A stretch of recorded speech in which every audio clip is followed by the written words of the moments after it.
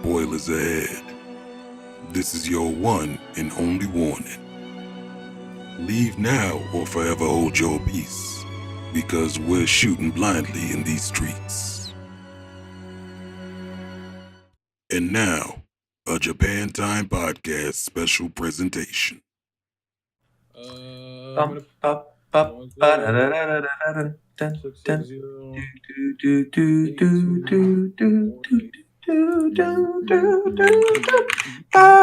Anyone else hit level 50 on the No.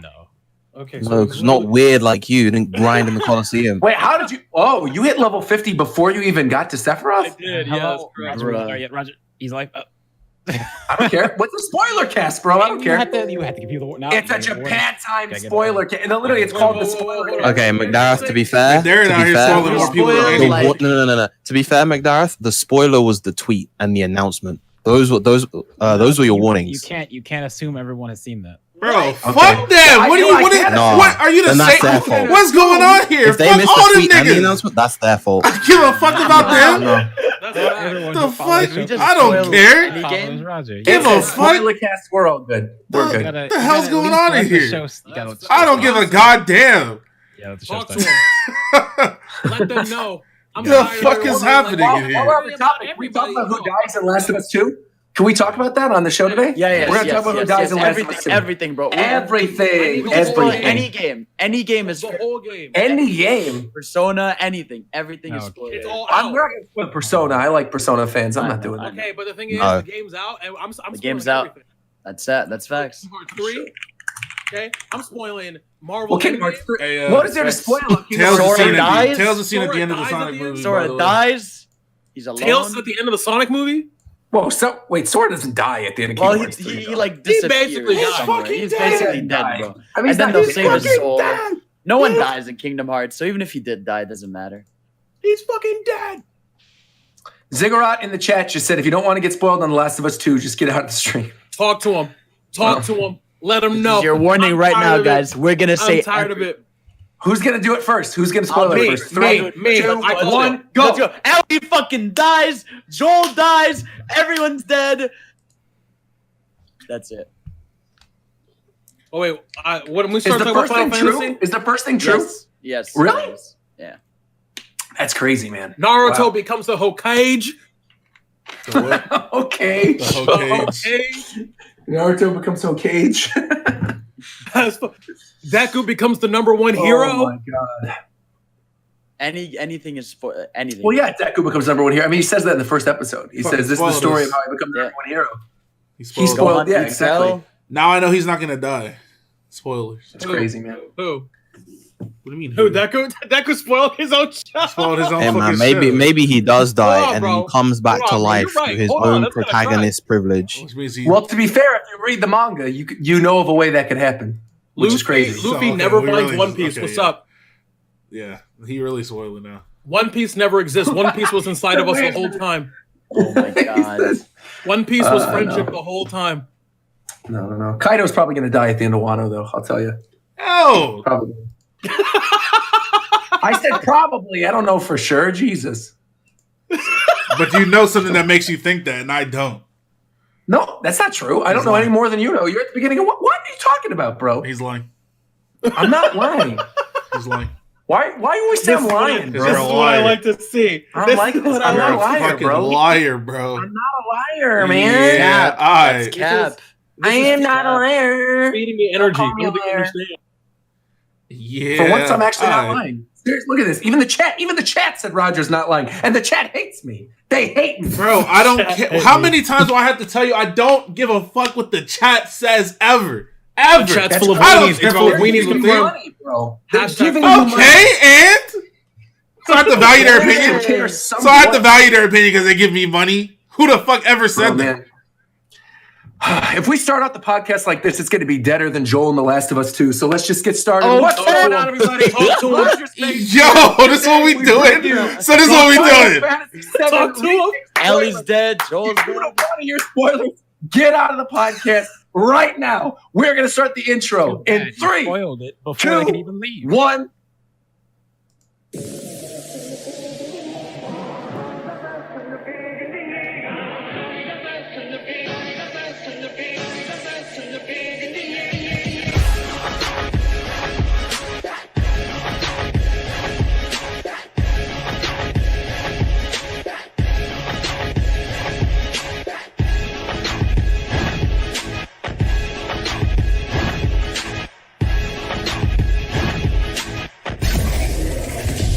What's going on, everybody? I already did the intro, so we're just going to jump right into this. Fidel, what is something that you would like to spoil on today's podcast? God. All right, so basically happened? the first thing I want to spoil tonight is in Xenoblade 2 at the end, there's a scene where you see that the game is happening parallel to Xenoblade Definitive Edition. You see Shulk, he's yelling out his fucking god power things, and that's probably going to be talked about in Xenoblade Definitive Edition. There's my spoiler.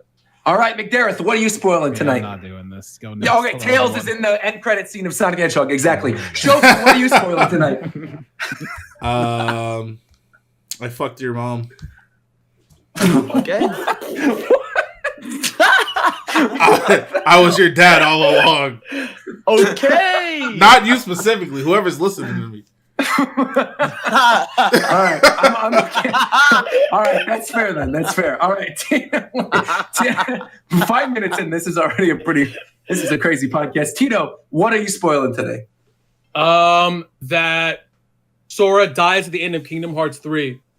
How does he die? Because he's a weenie. Okay, facts. Because Sora's a simp, just like every other fucking anime character. Okay, and Vera, what are you spoiling tonight? All right, so I know this might be a little bit too recent for people's tastes. I know. We'll be talking about Last of Us, whatever. But I don't know if people knew this, but Darth Vader is Luke Skywalker's father. No, bro, I didn't even get to see that yet, man. I'm sorry, man. I'm sorry. Oh wait, hold on. Sorry that I didn't know this way. Unbelievable. That reminds me, I got a better spoiler for an actual good game. In God of War for PS4, Atreus, his real name is Loki. That's true. That's definitely true. True. Yeah. True. That means he was out here. Kratos was out here fucking. It's a lot of F-bombs thrown on this podcast already. I mean, we just got started, but all right, well, one more F-bomb I'm going to throw in there is that in Final Fantasy VII, the original game, Aerith dies. Sephiroth stabs right through her after she acquires the black materia. So let's just get right into this. Today, it is the Final Fantasy VII Remake spoiler cast. Now, we're going to talk a little bit in the very beginning about things other than well, you know what? No, we're just going to kick things off with the Final Fantasy VII Remake spoilers. That's what people are here for anyway. We're going to talk a little bit of news a little bit later because I thought we were going to wait because I thought Zeph and Mike and everybody else who hasn't played it yet that they were going to come on for the first half, but now they're not. So what we're going to do is we're just going to start off with the Final Fantasy spoilers. And then moving into the rest of the episode, we'll talk about some of the other news, like the Last of Us leaks that are going on, and the Mario Maker update and Animal Crossing updates and all that stuff, because there is a lot to go over. But all of us, we've been talking in the little Discord call, not all of us, I shouldn't say that. I don't want to be called a liar in the first 5 minutes of the episode. But a lot of people have been very excited to discuss the Final Fantasy VII Remake. Some crazy stuff happens. I think all of us who are in here right now have beaten it since the last episode or don't care, like Shofu. So we're just going to jump right into it. Who wants to start? Me. Go I got for one it. sentence. That nigga Sephiroth is from the future, okay? He's from the future, and he came back, okay? Because he knows, okay? You know what I'm saying? He's from the future, bro. And anyone tells me anything different is lying. They're wrong. He's from the future. There's no way he's not from the future. He knows. Which means that this game is immediately trash because time travel in every game is awful. No. So hold on. No. First off, the Sephiroth that is in this game, he is technically from the future. However, he has the Advent Children wing, which means that he's experienced the events of Advent Children and that somehow through these whispers or something has come back to sort of right the wrongs of the original Final Fantasy VII game. Because in the very beginning of the game, the very beginning of the remake, this isn't a spoiler, this is the very beginning of the game, there's a moment where the Whispers are stopping Cloud from meeting Aerith. And he ends up walking down this corridor and Sephiroth is telling him this whole thing about how they're going to save the world or whatever. And then after that scene happens and he runs into Aerith, that scene is different from how it happens in the original game. In the original game, there are no plot ghosts. None of that stuff is happening at all. And so Sephiroth the whole time was trying to stop Aerith and Cloud from meeting. So that's like the first thing that he's trying to do. Wait, hold on. Because the Whispers don't appear until he actually sees Aerith. Then they're there. It's like you're right that Sephiroth is trying to stop Cloud and Aerith from meeting, but the Whispers basically stop her and make it sure they do meet. Right, because it's the thing. Yeah. Well, the Whispers are trying to keep it to the original timeline, basically. Like the Whispers, they're trying to. It's like a meta commentary also about like how they're trying to keep the original game intact, basically, and the end, then being like, "Nah, fuck that, we're changing it." I don't buy that. Oh, you don't buy it? Why? I think because my thing is right. Mm-hmm. I don't buy the whole thing where people are like, oh, it's like the Whispers are the fan base that doesn't want it. No, it's literally it's him doing what he wants to do and being like, hey, we're putting this in here, so it's trying to keep the story the way it should be, and at the end of it, we're going to end it to explain to you through a literal jumping the shark moment that things are going to be different. But see, like, I agree with you, but like Nomura also has like a history of being like weird and meta in his games. Like when you play the Kingdom Hearts 3 Remind, like the ending of that game is like the Versus 13 trailer, but with Riku in it instead. Oh, facts. Yes, like Nomura does this shit. So that's why, like, obviously for the sake of the plot, like, yeah, the Whispers are just like a timeline. They're trying to shift that. But like, there is definitely some meta commentary in there in some way. I don't think it's really that deep.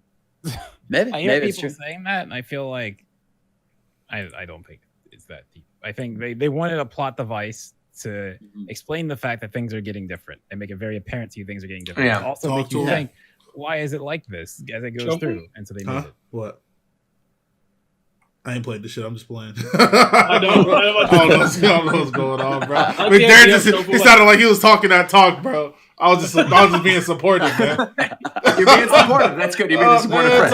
What I will say though is I think there's more to the Whispers than like what meets the eye, because I've seen other people talking about this. A lot of people brought up Maximilian's video, and I totally agree. Is if you look in the data book of Advent Children, the elements of each of the 3 Advent Children and their weapons correlate to the 3 Whispers that you fight at the end of the game before Sephiroth. Right.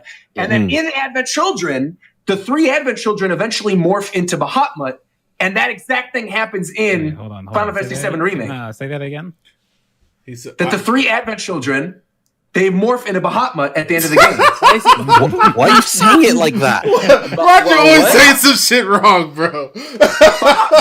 What? You never say BahaTmut? How are you saying it? No, it's BahaTmut. BahaTmut. What is this? There's no extra T. There's no T. There's literally no T in the middle. He said, bro, let me get some carry out for BahaTmut, My bro. whole life, bro, I've been saying BahaTmut. Are you BahaTmut? Carry out for BahaTmut. How do you say it? The crazy part is, I was gonna let it slide, but McDareth said, "Nah, son." No, I'm actually learning something today. I'm cool with this. I have literally called it BahaTmut my entire life. Hey, but speaking of BahaTmut, I think can go fucking die. And here's the thing. I'm not talking about the one that you fight at the end of the game. I'm not even talking about the one that you fight in that VR mission. I'm talking about the final one that you fight in hard mode in the combat sim. That one can go fuck off. Wait, so is that a summon that you get in the game then after you beat him? So, it's the last summon that you can get. Leviathan and Bahamut. I was watching you. Those are the 2 I'm missing. Yeah. You did 11 out of 14. So you had to do all Chadley stuff. Oh, interesting. Yeah, I didn't do that yet. That was fun. I like Fat Chocobo. That shit hard. It's not that hard. You just stagger him. It's not hard at all. No, I'm not talking about the same thing you're talking about. I'm talking about you're talking about BahaTmut. Yeah. BahaTmut. Stop it. When he summons Ifrit halfway through the battle, and you're Whoa. It's not a fun time. That's good to know. There is something. I mean, we're gonna get back into spoilers, but there's something I really want to get out, and I want to hear you guys' opinion on. Is the fact that, especially because I didn't play the original, and I didn't watch anything about Final. I mean, I'm aware of Final Fantasy, like I know who Cloud is, and I know the general basic story. I didn't want to play the original, and this might be me, but I felt the same way about other similar remakes, where I find it personally better for me to objectively rate how good a game is, like a remake, if I have no context. If I can just look at it on its own. That's fair. If I can be like, all right, cool. This game itself, without any other knowledge yourself, if the average consumer who hasn't played it can pick it up and play and enjoy it, that makes it a good game to me. And then everything else is just like candy on top, because obviously if it's done well, if you play the original, you're gonna like the remake. That's pretty much a given. But what I will say is that when remaking a game, it's very difficult because you have to balance keeping it intact, but also making it value to buy the game again, right? So I equivocate this to Heart Gold Soul Silver as like an analogous region or analogous thing, where Silver and Gold were solitary games that you could play on your own. Heart Gold Soul Silver were solitary games that you could play on your own, but Heart Gold Soul Silver adds a whole new dimension to that game that you appreciate more if you've played more than one Pokemon game. Look, man. Now, look, you taking a mighty long time to cap for this long, right? It's a lot of cap coming out your mouth. Show me my cap. Show me my cap. Where is it? Where? I'm looking. I mean, I'd have to scroll through your 10-minute speech to find it. Okay, so so shut your ass up, man. No, you shut your ass up. My question for you, Tito, is where are you going with this? That's what I'm saying. So all that to say is, right, when looking at the game solitarily, like by itself, right? Yeah. You have to be able to take everything into context. So if you don't have context about all this other bullshit that's happening about Advent Children and everything like that, that doesn't make it a worse game. It makes it still a good game. Yeah. So what I'm seeing a lot of people say is like, hey, if you can't really appreciate how good this game is if you've never played the original, which is cap. No. That's cap. I agree. Because the thing with this, I feel like eventually, whether there's 3 parts, 4 parts, whatever, eventually it will be built out within the story that, the Advent Children stuff happened, or you'll play through mission, or like Zack, right? Zack being alive. That made me lose my mind on stream. When I saw Zack Fair in the recreation of the scene from the end of Crisis Core, I didn't know what I thought this was like. I thought it was happening at the same time, and then I played through the Sephiroth fight, and then I finish it, and I'm like, no, wait a minute.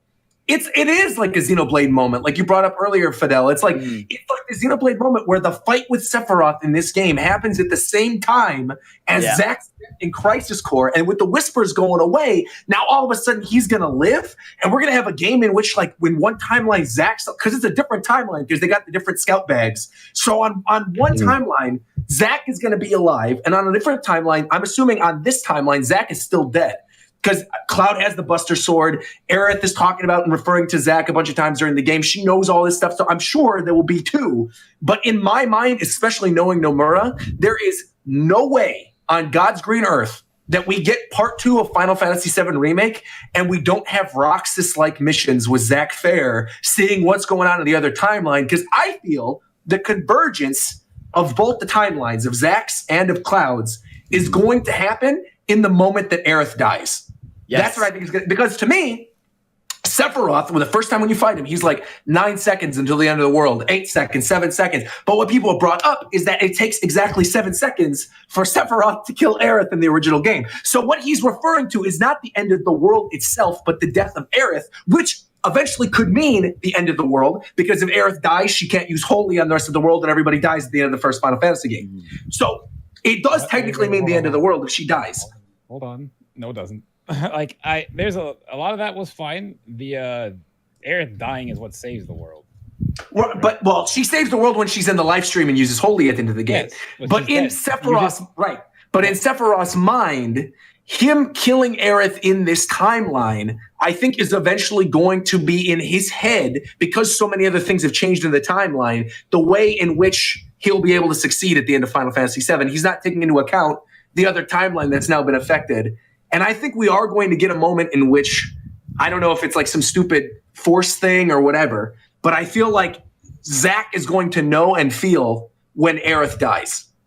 And that somehow, some way, that's going to create like some rip where then Zack meets up with Cloud and they fight Sephiroth together at the end of the last game. That's my guess. So I'd say one thing. So I rewatched you doing that scene. Sephiroth doesn't mention like their final 1v1 that is like a different multiple convergence, and eventually they'll all come back to one. So I think people talking about eventually the timelines will meet back up. Right. Because they basically hint at it. Right. Honestly, I feel like they might not kill her. You think she's not going to die? I think she probably still will. Well, I feel like they're setting it up in a way where they might not. It's because here's the thing: is I think I somewhat agree with you if they kill another major character, because I think the way it's being set up might not do that. Because the way it's because Barrett, like, look at this game. Barrett, he gets stabbed by Sephiroth and stuff, and the Whispers save his life and things. Like, we see that in this game. Yeah. So to me, I'm wondering if the Whispers are gone, if somehow Barrett dies in the next game or something. Because in the original version of Final Fantasy VII, like in the original development documents, this is all publicly available online. It was between Aerith or Barrett dying, and people thought that Barrett dying would be too obvious, like the developers. And so they killed Aerith. Even further back than that, what they wanted to do originally is when you return to Midgar, everyone was supposed to die except for 2 party members in Cloud that you pick. Whoa, really? Yeah, they said that in an interview. They were like, "Hey, remember when you wanted to do this?" And everyone's like, "Oh shit, yeah, we do." Oh, that's crazy. I read that. That'd be wild.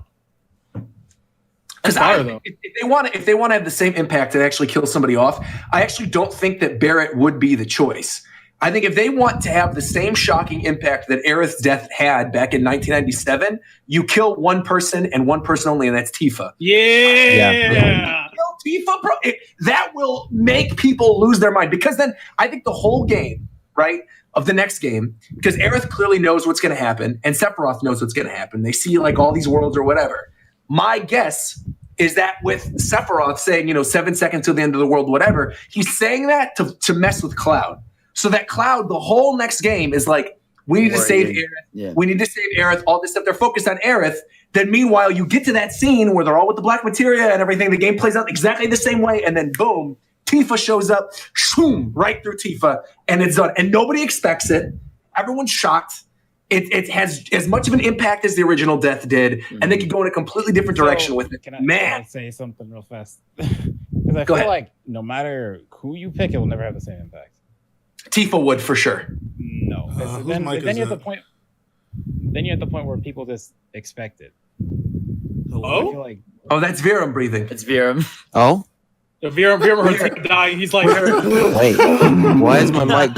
I don't even hear myself breathing, so my mic's being. Oh dang, that is being really weird. But kind of to tie into that, I think one of the underlying things that you could interpret from this game is the fact that Sephiroth being from the future and trying to bring everything back, but for the most part, a lot of the major events in this game coincide with the original. Of course, they're the same. Yeah. So even Sephiroth, his goal is still going to be the same moving into this game. He's just going into it with the knowledge that he's failed before. That's it. So one thing that I would argue that that Aerith still dies is this whole idea of, Sephiroth wants to go back and change the past so bad. Plot goes to like, no. So another thing could be about this game is that no matter how hard you try, this game is this is Final Fantasy VII. Final Fantasy VII 2, not it is Final Fantasy VII. In Final Fantasy VII, Aerith died, and that's the whole point of the game. Like, but here's the thing: the way the game is basically set up as a sequel. Like, it's set up in a way that yes, it seems like you're playing through Final Fantasy VII again, but then when everything is explained to you, it's almost like you're in a parallel, a different timeline. You're in a parallel thing where because Sephiroth has come back and messed with it, like even the start of the game is playing Sephiroth's theme. Right. Like slightly as the camera goes around before it goes into the main theme. You mean the very beginning of the game? Yeah, the very first. Right, because that theme is the one that's used in Advent Children. Mm-hmm. They're using literally the same music track from Advent Children. The one you're referring to at the very beginning, like where he's talking to Cloud? Yeah. Which I thought, I didn't notice it the first time I played it. Even that, it's like, because he's not talking to Cloud yet. I'm saying like the panning in where they're doing this game's version of the intros theme. Oh, sure. Like literally, like there's the part I always remember is a bird that starts flying, and you just hear the Sephiroth theme in the background playing a bit. Yeah. So I feel like from the start they're hinting that he's having some influence. Man, I can't wait. Because of that, like the reason I'm just saying, like, because the reason the ghost exists was to make it so things happened like they did in the original. But the point at the end of the game is you get rid of them, and then at the very end it says the unknown journey continues. It lets you know that things will be different. So so while we're talking about things that are different, right, and things that I think will absolutely be brought up again. First off, Biggs is alive now too, and Wedge is probably going to be alive, even though it sounds like he went flying through a window in the Shinra, and because Jesse Biggs is laying there. Yeah, Jesse's probably. I didn't even catch that the first time I watched it. The gloves. Let's go, Jesse. Biggs. Now here's the thing. Here's the thing. Because to me, I did think this was weird playing through the game for the first time. I even talked about this a little bit on the previous episode that Shofu never uploaded, which was that I I was in the segment. No, it's fine. But we're in the segment where it's a motorcycle chase, and then you go to like visit Jesse's house, and there's that whole thing where when you're in Jesse's bedroom, you read like, oh, she was going to be the actress at the Golden Saucer and all this stuff. Bro, the Golden Saucer is going to happen next game. Yeah. Golden Saucer is what comes up after this. So my guess is that we're not going to see Jesse again until we get to the flying saucer, the Golden Saucer. And when we get to the Golden Saucer, who's going to be the lead actress? Jesse. And the whole party's going to be like, Jesse, you're alive? What the heck? And then she plays some role in the overall narrative. Like, oh my God, dude. I cannot wait, especially because Jesse's awesome in this game. Facts. Jesse's awesome. Yeah. So who knows, man? I will say, I don't want to talk about best because that's subjective, but I would argue this OST is the most important OST of any video game ever. Period. 100%. 100%. Oh my God. I don't want to talk about best or quality or anything like that, but in terms of the actual storytelling and the way it's used in the game, like no other OST uses the music as a way to not only foreshadow but also reference. Like it's insane. It's insane. And the music itself, like if you've played the original Final Fantasy VII game, I feel like it does such a good job of acting as an homage to those original tracks without like taking away anything from them and ruining those tracks. It just builds upon them. Like now that it's a spoiler cast, so we can talk about it now. McDareth, VII, that last episode, we were talking about the Airbuster theme. Yes. Bro, the Airbuster fight. Oh my God, it's so good, dude. Was so amazing. So that version of those who fight, and it just gets better from there. Yeah. Like it just gets better from that moment. Genova, oh my God, Genova. I was gonna say my favorite my favorite chapter music wise is chapter 16 because just like if you just focus on the music in like every segment where you're going through the Shinra Tower, where you're going through like the exhibitions and and stuff, and just like every single component all the way up to the Genova Dreamweaver fight and the Rufus fight, literally everything in that chapter, every single music track is absolutely phenomenal in just kind of building up the tension of the scene, just kind of setting the stage, doing all of that. It's absolutely incredible. And that's throughout like the whole game. But in that chapter in particular, I just felt like it was like right at the top. And especially with the Genova fight too, because I feel like when you get to Genova the first time, you hear like the original song, but it's way slower and it's orchestrated, and then that version of it picks up a little bit for phase 2. But then when you hear that dun, dun, dun, dun, dun, dun, dun, dun, dun, like in the phase 3, and it goes into the old music, like oh my God, I love that. I love that part of Genova's theme. So, like, I was playing so through it. The second that kicked in, I got so happy. There's so many times playing this game. I love Final Fantasy VII's music. There's like a bunch of times the theme kicked in, and it's like this remix is so good and all that. I was so happy. Rufus. Can we talk about the Rufus fight? Oh my God, the Rufus. I'm in a minority with this fight, and it's one of my least favorite fights in the game. Yeah, really? Who's that? Really? Yeah. I didn't like it. So it's because of two things, and it's like for me the fight was the 2 times I fought it. The first time it was long and frustrating and just took way too long. The second time was absolutely trivial. What do you mean you're talking about the end of the game? Because there's twice, right? There's the just the Rufus fight because I played through the game twice. Fight with him. Okay, yeah. Oh, okay. Because like the first time, when you don't realize like how to fight him properly, obviously you hit him when he reloads, right? But once you realize the trick of hitting him with Braver when he reloads, he gets absolutely destroyed. So, but only in that second half. Is there like a reference? Oh yeah, the dog thing is fine. That's Braver does that much to him. I wouldn't know. I'm missing there? Like you mean some type of reference to the old game? Yeah. I have no idea. The first time I did it, I just assessed him and said, hit him with a certain move. I had no idea what it's talking about. So I just followed him all the way down. And then, I hear people say, oh, you just Braver him. I was like, wait, why Braver? So Braver him, it immediately staggers him if you use Braver in the second form. But like in the first form, when you have the dog with him, the way I figured out how to do it, at least what worked for me, was doing triple slash. Because then you'd hit the dog, hit him, hit the dog, and it would remove them and like push them further away from each other. And then the other broken thing, which is really good in the fight against Sephiroth too, is counter slash. Counter stance. Because if you stand there with counter stance, boom, go right into him. Yeah. Break. Oh, go ahead. I was just gonna say, like, fighting these bosses on hard mode oftentimes requires you to apply a little bit of a different strategy for some of them, usually involving more of your moves. A good example is the Reno fight in chapter 8. That fight's incredible too. Reno and Root on the rooftop of the plane. I love how he doesn't like if you're a girl, he won't like hit you, he'll just like knock you down. It's like a really nice touch. The first time you fight Reno in chapter 8, in the normal fight, you can block his attacks and then counter. But in the hard mode fight, if you block one of his regular attacks, he immediately goes into one of his skills and he keeps pressuring you. Ooh. So you have to either counter or use a counter stance or something like that. So counter is just a good way to go throughout the rest of the game then, like when you're playing on hard mode. For the most part, yeah. Yeah. I'm not gonna lie, Viram. I totally forgot about the guy's name. Whatever. That fight was kind of whack. I'm with you. I didn't like that Rufus fight at all. I don't know. Maybe it's because I wasn't expecting a lot from it. I went in like remembering Rufus from the old game where you fight him on the helicopter and he looks kind of derpy. And then in this, when the music kicks in, it's like the bum bum bum bum bum. Oh, soundtrack's fire. Bum bum bum.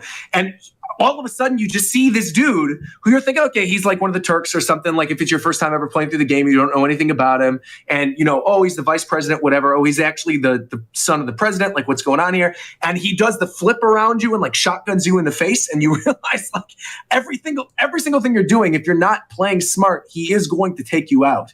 And then even in that second half of the fight, like you said, with the reloads, like, yeah, you can kind of cheese him when he's reloading and just do some regular damage. But the Braver thing makes it so much easier. God, I love like the movements of that fight, man. Incredible.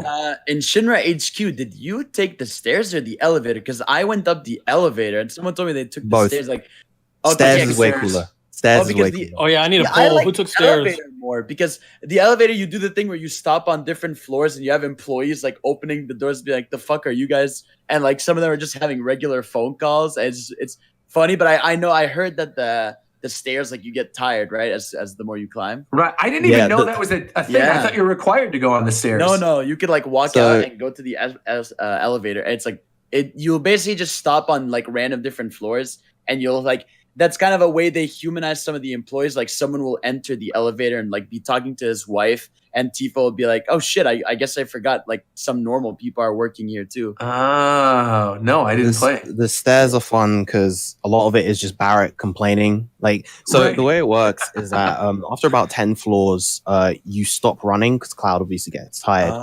Tifa is in the lead the whole time because she's the actual most physical fit of everyone. And obviously, as I mentioned, Barrett's complaining the whole time. But the best part about the stair sequence is that you have this like amazing dramatic building track the whole time as you're just running up some stairs. So cool. It's fucking great. It's like it's like Snake Eater vibes. It's not a vocal track, but it's that kind of same vibe. The ladder and Snake Eater for sure, for sure. And especially too, like I love the moment about halfway through when you're going up the stairs and then he's like, I got a second wind, and he just flies.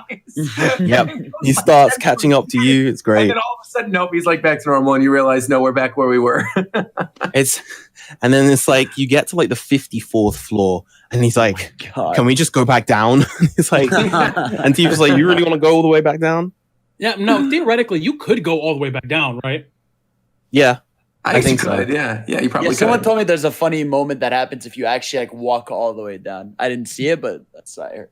Yeah. The crazy thing too is I didn't realize, and the game is like this for a lot of sequences too, like you're mentioning the stairs and the elevator, but like I didn't realize that your party members can change in that final fight with Sephiroth, because I assumed, based on what I played, and McDareth, I know you were watching the stream the other night, but like I got Tifa and Aerith for my party members for the last part with Sephiroth, and I didn't even know that you can get Barrett in that sequence at all. I got Barrett in my hard mode playthrough. I should have gotten Barrett. I don't remember. So why does it change who you have? All right, so it depends on various decisions and various dialogue choices you make throughout like the entire game. For instance, in Chapter 2, when you first meet Aerith, whether or not you decide to say like yes or like how much you want to buy the flower for,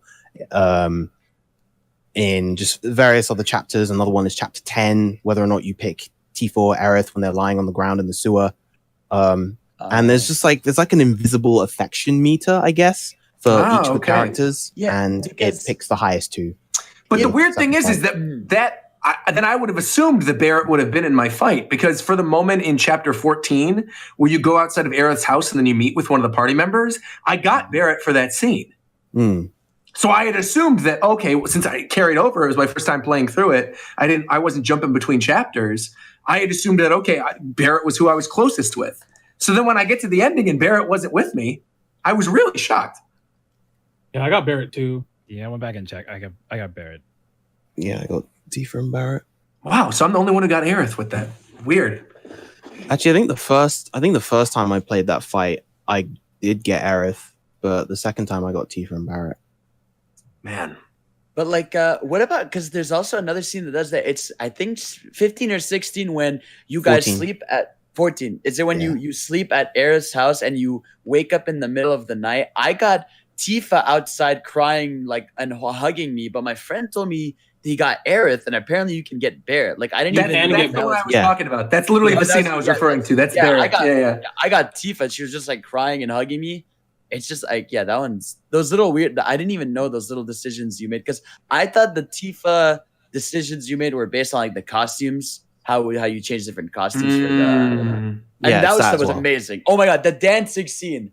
Oh my god, Cloud dancing. Walmart gets incredible. Oh my god, dude, that was insane. Absolutely incredible. I actually didn't like the dancing minigame itself because it seemed like a little confusing as to when you do the timing the first time that I did it. But after it, when I replayed it again, I actually did really like it. But Wall Market in general was just such a good sequence. Like the way they redid everything, and especially like going into this game where I remember 3-4 years ago, even people talking about Final Fantasy VII Remake and being like, how are they going to make it where it makes sense, where, you know, Cloud's cross-dressing in 2020, and like, how are you going to be able to do any of this? And they did it. They did it magnificently. Yeah. They owned it, bro. They went all in. Like you said. Yeah, they did it magnificently, man. And the whole, like, the Don Corneo Coliseum with the Hell House fight is really cool, too. I know a lot of people hate the Hell House fight because it's a little grindy where you have to switch between the different magic. A lot of people hate it.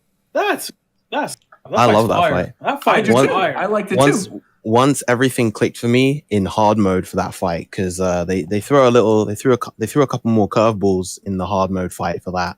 It was a lot of fun. It took a lot of tries, but it was a lot of fun. Because it was one of those fights that demanded quite a lot of the player, which can be said about hard mode in general. It demands quite a bit of the player, which is really, really really fun. When you get to grips with everything. Hearing you talk about the Hell House in hard mode, I'm curious, is it true that like he starts throwing tonberries at you and you have to manage? Right at the start, he summons 3 tonberries. Thankfully, they're like low health tonberries, so you can get rid of them quickly, which is absolutely what you should do. And then like a little over halfway through, it summons 3 more. And then right at the end, the cutter and the sweeper enemies that you fought as like the previous boss. They also come in right at the end. Oh my god. Yeah, that broke me. That was the end of my hard run. I was doing so well on my hard mode till that. When I got to the Hell's House, I'm like, I'm not doing this on hard anymore. I'm gonna cry. So I just switched it back. It took me 9 attempts. If anyone here is a expert on the Corneo Coliseum, definitely me. No one spent more hours in that shit than me. Well, because you got to level 50 before even beating the game for the first time. No, before I finished chapter 14, I hit 50. What's up? Yes, wow. sir. Weird. Yes, sir. Okay, but the thing is, What's your fastest score clearing it? I spammed the first. Forget what, but it ended with you fight those like alien like poison guys, 3 of them. I forget what it's called, but it's like the 3-person, and you fight at the last round of that. Is you fight 3 Shinra like experiments, those like gross things that you find in the. Oh God! Oh, are we talking spoilers? Who did this? You know who did that? Yes, we are. You know who did that? Don't even. I haven't played video games in forever, so John dies in Homestuck. What? Huh? Thank you. But my fastest time to answer questions like 1:12. 8. The fuck just happened? I don't know. That was so weird. I saw podcast PureBreadDoge moment. We've always got to have one. All right. Which is like the thing is about these summons as well is that because I really Summon enjoyed these. No. The thing that I enjoyed about this game was the fact that a lot of these... Why is he doing this? What? Everybody be quiet. What in the world? Who is doing this? Why The fuck? I go on, Tito. That doing all of Charlie's missions was actually... I didn't feel grindy at all. This is another thing I appreciated about the game, was that a lot of the things that unlock that would normally feel grindy in a lot of other games, it didn't really feel... I will say, getting the raise materia to 5,000 was a bit much. I was also in the Coliseum. That took me like 3 hours to finish with the AP up. Yeah. Okay. Because what I didn't do it until like chapter 14 of my hard mode playthrough. Yeah. To be fair, I have not been using raise that much. But I assume that I've been using it enough for it to like be leveling it up, but I haven't even looked at my raise materia right now. I'll tell you, you're gonna want to level that because in hard mode you can use no items. Yeah. Oh. Yeah, that's the biggest bitch of hard mode. No items, and MP doesn't restore on benches, so you have to manage your MP. Oh wow. Yeah, it's more of a brutal mode than a hard mode. How do you manage your MP without certain story modes? Certain story points refill your MP and MP. So when you reach your MP and the HP obviously get refilled when you get to the start of a new chapter. Sure. MP can also be restored via the Marco shards that you find in boxes, but aside from that, you've just got to kind of manage when you heal, how much you heal, make use of stuff like pray and chakra, probably low level core. Pray is broken. Pray is how you get them. Pray and chakra. I mean, pray was useful even in my playthrough. I think when I was playing on normal for the first time. You gotta. So I use the grinding on the hitting 50. I just decided to hit 50 because really what I was doing, McDareth, is also leveling up my materia because I wanted BahaTmut. But then when I realized that BahaTmut, once I unlocked it, possible unless you're like level 40 whatever, like 44, I was like, I might as well just hit 50. I just hit 50. Wow. Yeah, I was like 43 around there when I beat BahaTmut, and I also I farmed the solo one with Barrett so I could do it, and I got it down to like 21 seconds just doing it. Dang. It was 3 hours. So for the BahaTmut fight, I'm curious though, is you can only do that in hard mode, right? No. Oh, so I can play through the rest of it right now like I am. We're getting all the discs and you're trying to complete all the side quests or whatever. Get him in normal and then play through hard mode with him. That's exactly what I got every summon. That's what I'm gonna do then. Okay. Yeah. So that's why I hit 50 because I wanted to, because I know I'm not gonna play the game again. I wanted to get all the.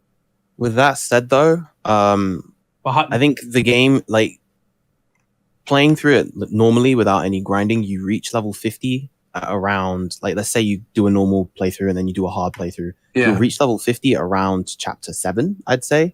Okay. So beyond that is when like the game feels balanced around you being level 50.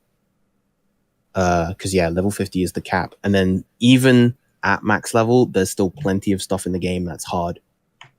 Oh, I'm sure. I would imagine like all the final fights would be brutal in hard mode. Whether it's Genova or Sephiroth or anything like that. The Sephiroth fight was something else.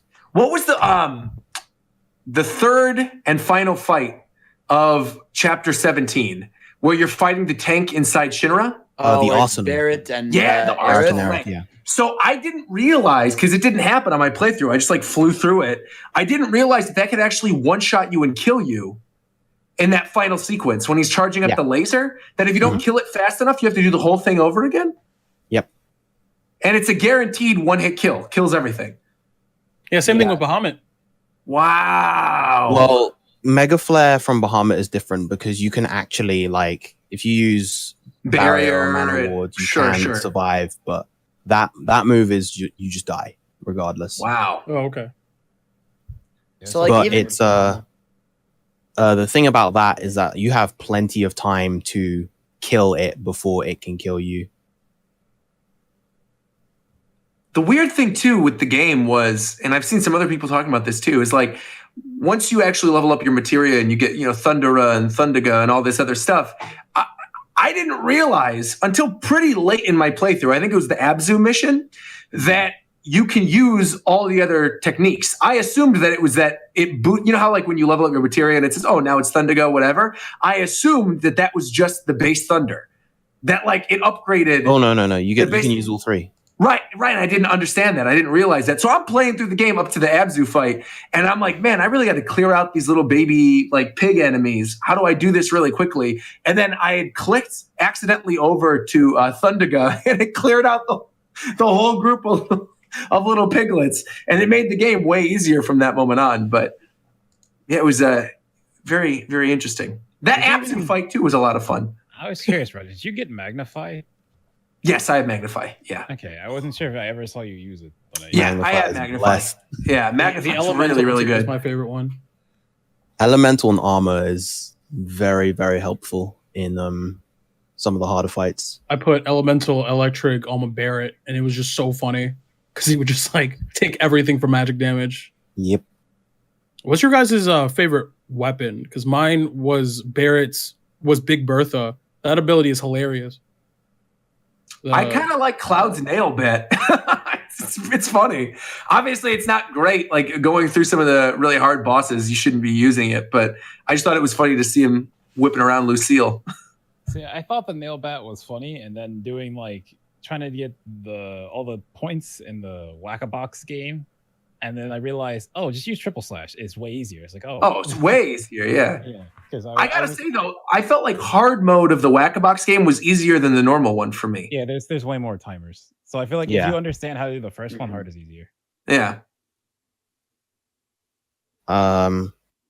Honestly, I think by the time I reached a certain point in my hard mode playthrough, I was just going back to the Buster Sword because, like, oh really? With the way that they balance the weapons, obviously every weapon has their own set of skill levels, and so with the Buster Sword, it has like a really nice, well-rounded set of stats. You get good MP boosts, good HP boosts.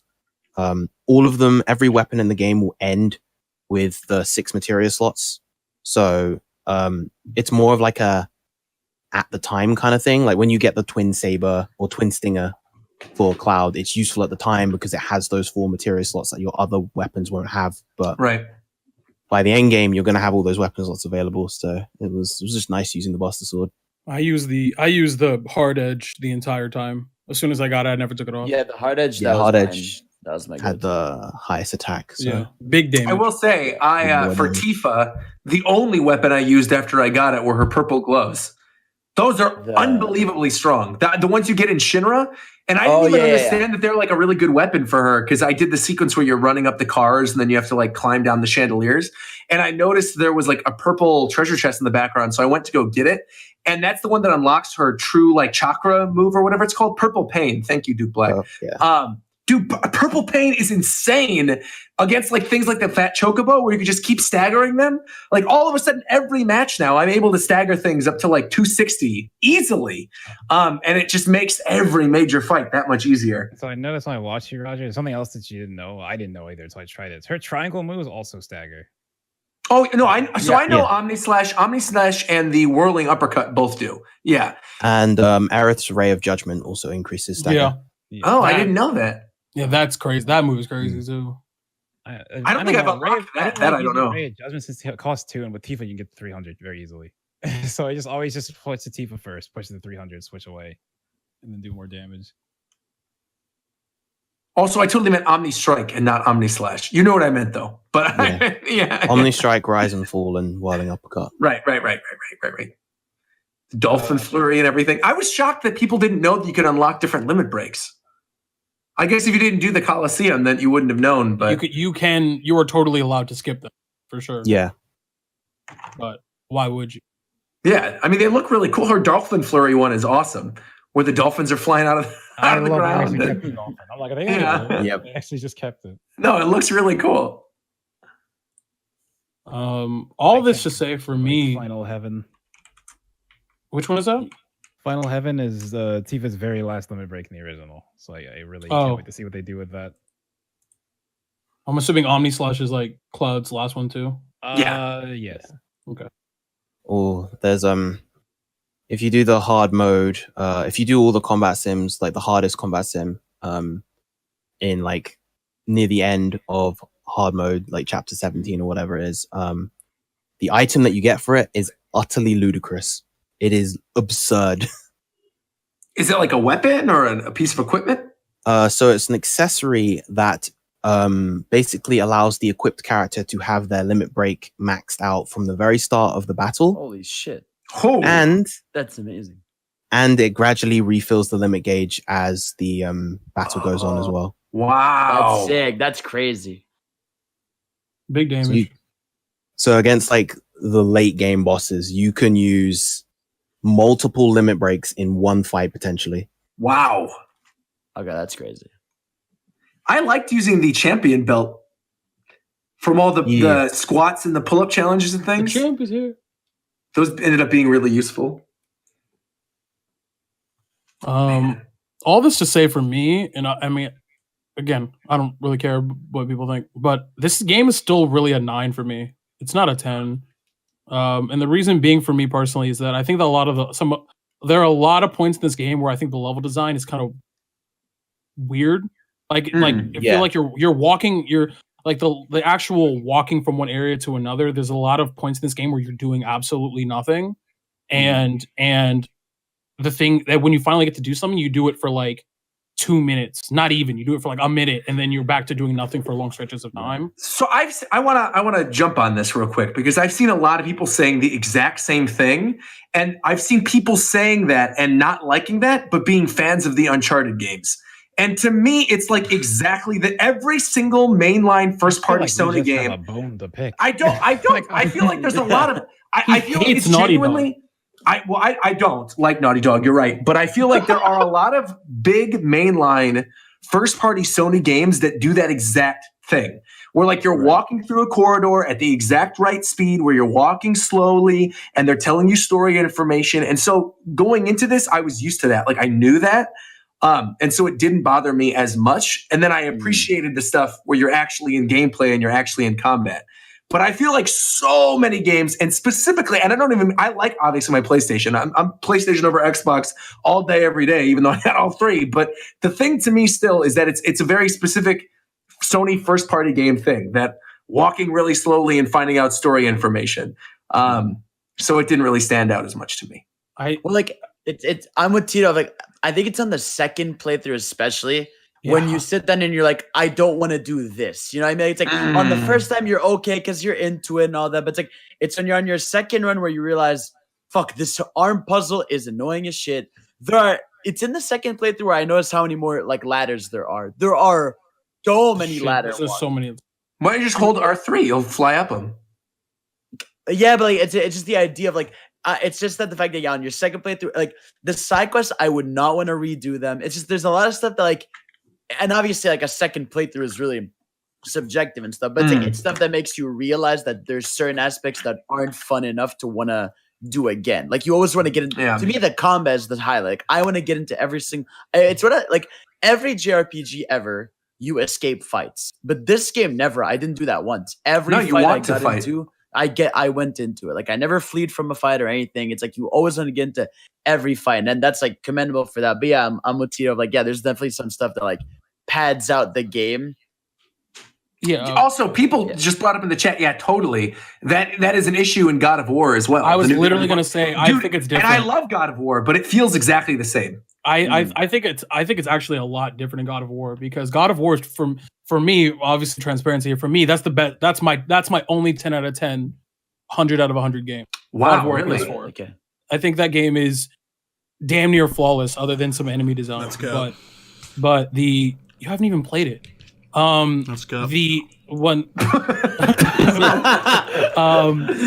the one thing about God of War that I appreciate more after playing a game like this is in God of War, because of the way they do a lot of puzzles and you get a lot of things that like allow you to explore certain areas. If you're ever walking from point A to point B, every time you walk from point A to point B, you unlock a new area between point A and point B, because you have a new way to, get past this wall or get behind this door. Like there are very few points in God of War where you walk through an area and it's exactly the same, because they spread out these dungeons, these chambers. They make enemies that wouldn't show up before show up there now.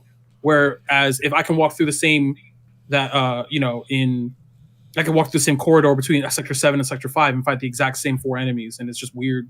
Like I think it is different, but I see why people would say that on the first. I get where you're coming from though too, because I think that's something I really like about Metroid games, right? Is that you unlock your new weapons and then you can go back to these areas, and it feels almost like you're in a different area, right? Because you're exploring something that you couldn't access before because you didn't have the right, equipment to deal with it.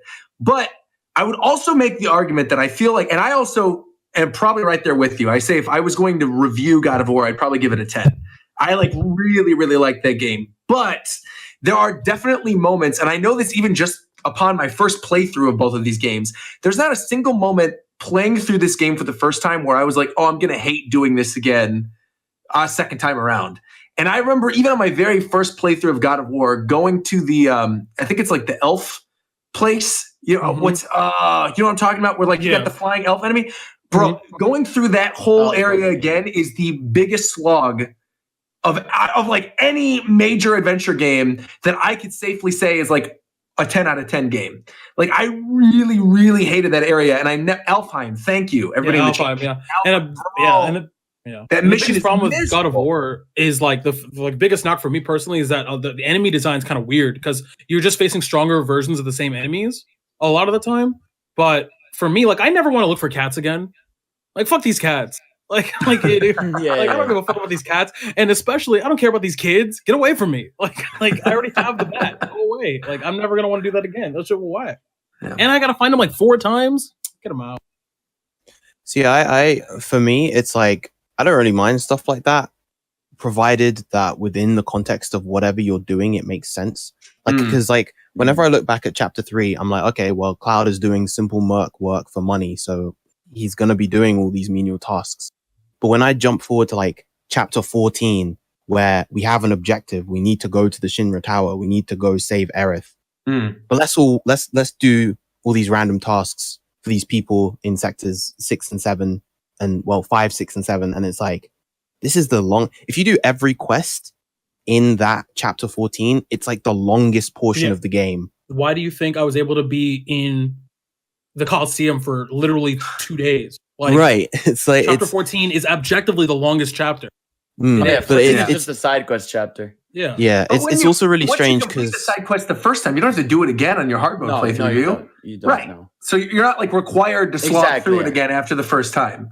Yeah. Yeah. I'm a completionist like that. When I did my hard mode playthrough, I wanted to do everything again. That's me being weird though. So ignore that. But one of the main things about Final Fantasy VII Remake as well is the fact that, kind of as you mentioned before, when you're going from A to B, this game, unlike some of its other JRPG brethren of the current era, is comparatively very linear, which I think works for this kind of game because it's a very kind of cinematic experience. They sort of needed this to be linear for everything to work well, for it to have the amount of detail that it has and all that jazz. But when you're creating a linear game, you have to make each of those objectives in that linear path interesting. And some of the puzzles and level elements just aren't. Yeah, I mean, it's really like the puzzles are a means to an end as opposed to something like that's an interesting gameplay mechanic. Like I know the one thing that everyone keeps bringing up is, of course, the arms in like the collapsed highway. But even that sequence to me, like I saw so many people complaining about it. I'm like, it's literally 2 puzzles. And it's not even a puzzle. It's you move the arm down, you get Aerith, you move her over to the other side. That's it. And it's not even like you have to think about it. And the second time, like, oh, that's how you get through this area. Yeah, but that's also part of the problem because that section takes long. And it's like, it takes, because I went for platinum in this game because I wanted to. And in doing so, you have to play through Chapter 8 at least 3 times to get all of those dresses for Aerith, which means that you have to go through that puzzle at least 3 times. Wait. No, you don't. You just create 3 save files after you leave. That's what I did. You create 3 after you leave the collapsed highway. You just say that requires common sense. I did not have common sense at the time. If you have common sense, you can avoid doing all of that. If you don't have common sense like I do, you play through that section 3 times, you realize how tedious it is. Yeah. And it's like, I'm not using my brain to do any of this, but at the same time, it feels long. I think that's one of those things about this game. Like a lot of things just feel a little bit too long. Like a little few transitional periods that just feel like I want this to go just a bit faster. The one chapter I really felt like that for is the one where you go back in the sewers with Leslie. That's the one where it really stood out to me, I think, more than anything else, because I had to redo that to get the Don Corneo side quest where you have to go underground and like get a secret stash of items or whatever, and then you fight the prince thing that turns you into a frog. I forgot what their names are. The Prince Ninja Turtle, yeah. Yeah, the Prince Ninja Turtle, exactly. And so I remember going through that and thinking that exactly what you just said, which is like, I like this and I'm having fun doing this, but I wish it was like a smidge faster. See, I'm weird, and whenever I came across something that's like, I think I could open this, I would backtrack so many times in this game to see like get something different in this area, and then something wasn't. But so like when it came to just exploring how linear it was, to me it was just like I was so enjoying myself so much that like a lot of that didn't bother me, because like literally a lot of spots, like the first stash you come across the door, I ran all the way back to that thing so many times just to make something different and see if I could get into it. That's the thing. Like the first time you're playing it, especially, it's like none of that bothers you. It's not until you're doing it over and over again. Also, I realized actually that I was correct before, because you go through the collapsed highway at the end of chapter 8, because that's how you get to Wall Market. So the Aerith dresses are based on what you do in Sector 5 in the slums. So you do all those quests and then you go through collapsed highway. Oh, I did not know that at all. I thought that you do quests in Wall Market and that's what unlocks the different dresses. The quests in Wall Market are for Cloud's dresses. Oh, so you do have to go back and replay. Oh man, that does suck. Yeah. Okay, now I understand what you guys are talking about. Damn, that does suck. All I know is Cloud better have a dress DLC in Ultimate. What's up? But in seriousness, just to kind of, because I don't really have much to say other than what I've already said, plus the fact that this OST is, I think, the most, I don't know about best again, but it's definitely the most important as OST to a game ever, period. Like there's no way it's not. So I gotta ask, what do you mean by important? I mean that the way that they use the OST, the game is significantly better because of the OST for reasons that other games are not. I would mean by that is like, there's one other really good example of this recently, and I would argue it's Octopath Traveler. Because I feel like the musical cues in each of the different paths of Octopath Traveler, and even in some of the side quests, sort of alert to like relationships between characters that you don't find out until like way later in the game. It's obviously not as important as this game in terms of like how the music can give you hints to the story, but Octopath is a really close second for me. Yeah, I just think that the way that this game uses music is so vital to how they tell stories, which is what I focus on when I consume any media. Is how are you telling the story? And they use not only dialogue, an incredible breadth of just world building. This has some of the best world building of any media I've ever played, period, any media. And still the OST brings, not only for new players who have no context, is just an amazing OST on its own. But if you have context, it turns this game to a whole nother level if you have context and if you're paying attention, which is when I say important, I mean the game just increases the value of this game by its sheer existence and how good this game is, because it's just a better game with this OST, which I can't say for any OST that I've ever played. Like that's me. Well, I feel like that is a very much Final Fantasy thing though, because I mean for me, I'm probably part of the minority, but I loved Final Fantasy 15. Like I actually really, really like playing that game. I don't know if I would enjoy it as much going back now that we've played this. But I remember at the time really enjoying it. And I know a big part of that, even going through like the Venetian type area where you have the Leviathan fight and all that stuff. You're doing the quest just in that one chapter. That game itself, the music was enough to make me go and replay it again. So again, it's not as important to the story, but 15's music is just incredible. If you haven't already listened to the soundtrack, definitely do it. Somnus and Apocalyptus Noctis and all those tracks. Oh, kind of bouncing off of what Tito said before about world building.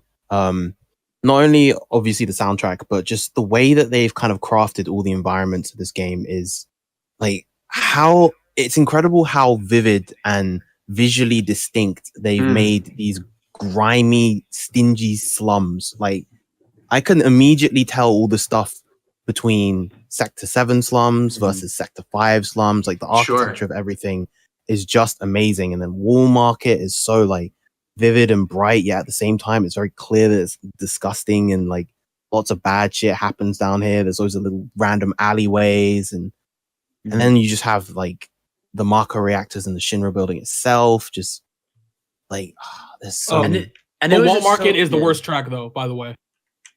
Wall Market's the worst one. It's the worst track. That track is garbage. Get it out of my ear. Get it out of my ear. It's the worst track.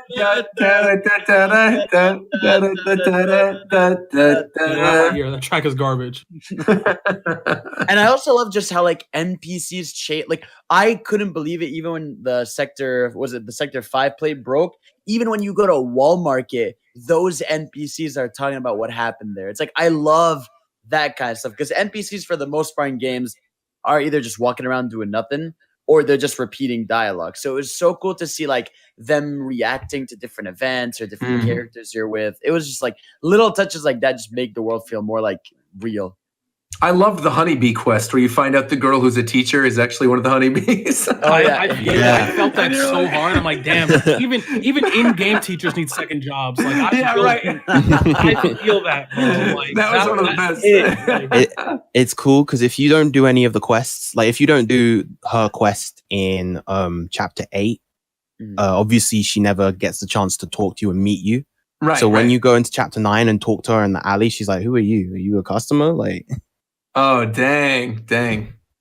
Yeah, I love they don't miss. Like, one thing I had to test is so when Cloud was in the dress, I immediately went up to Chadley and see if he'd react to it. To see if they actually do it, and he does. And I was like, this is perfect. What does he say? He's like, oh, Cloud. Oh, no, he doesn't say Cloud. He gets like really nervous. You're lost. Isn't Chadley a robot? Yes. Okay. Chadley is a cyborg. Chadley's a robot? He's a robot. Yeah. After you made by you get a cutscene to do everything. The fuck? Yeah, he was made by Hojo. I mean, look at him. Oh, that's cool. I didn't know. Oh my god, that's cool. He's a robot. He's a Mr. Destructoid. Well, okay, so while we're talking about Hojo, how many have you guys played Dirge of Cerberus? No. Okay, the game is really bad. Yeah, but Hojo obviously has like a lot to do with pretty much any of the other Final Fantasy compilation type games. Like he's one of the main reasons, obviously, everything happens in Final Fantasy VII. He's very important to Dirge of Cerberus, which again is not a very good game. He's important to Vincent's backstory. And so I'm curious, like moving into this next game, moving into part 2, like we talked a little bit about Zack, but where do you think the story is going to stop with the next part? Like, what do you assume is going to be the climax of part 2? How much do you think we're going to get through? I think not a damn clue because I haven't played the original. I think the death, like whatever is supposed to be Aerith's death. I don't know. I think Aerith's death is so far because they have to do a whole nother town that was basically as big as Midgar was in the first game. Right. And then they have to get to the open world part. And I feel like a good place to stop is right when you hit that part. So then the next game, if they do want to split up into 3, can have the whole open world and they can really expand it there.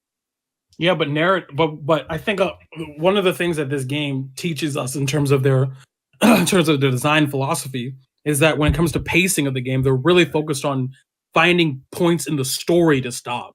Like, I don't think they're worried about whether or not the open world one. Like, I kind of agree with Fidel. I think they're going to condense some parts, and then the last scene you see is Aerith dying at the end of part 2, because that's just a good place to end the game.